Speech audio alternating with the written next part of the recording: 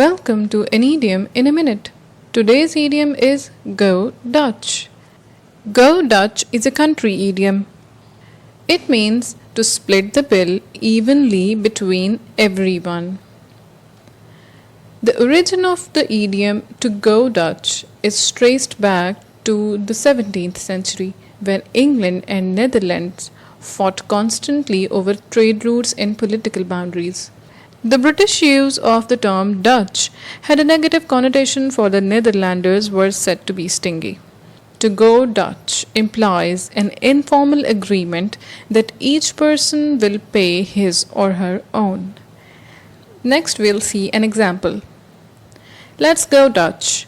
It costs 900 rupees and there are 3 of us. So that is 300 rupees each.